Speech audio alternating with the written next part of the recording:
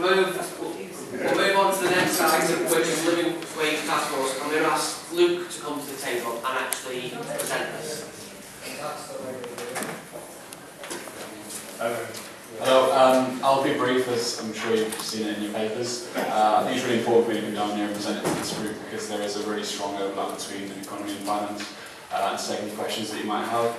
I'd like to thank Eleanor and Angela Harrington in particular for preparing this terms of reference as they currently stand.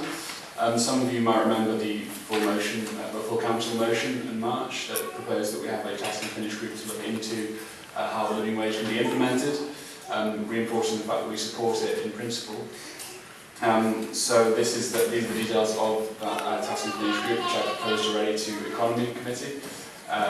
And so what this will not do is not tell us what we already know. It will not be about saying that there's all sorts of problems around low pay and no pay and 0 hours and all that sort of thing. We're not going to be hearing about that so much because I think we can take that as read. What we will be doing is proposing how we can implement it within our contracts, especially, and within our partners across the city, based on the evidence we hear across 3 separate sessions.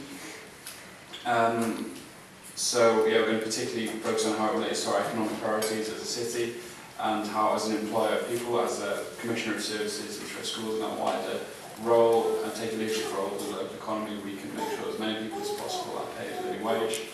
I've spoken to Councillor Flanagan about this previously and Councillor Hyde there as well. I'm very supportive of working closely together as we go forward.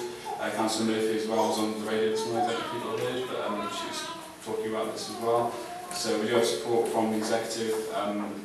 There'll be 3 substantive meetings, the first on background and what other local authorities are doing across the country, the second on schools, procurement and commissioning, the third on the wider economic impact and influence we could have, and one final meeting to agree a report and recommendations. To be clear, we'll be reporting to the Economy Committee and the Finance Committee jointly, and I'd like to ask for 3 members from this committee to join us on that.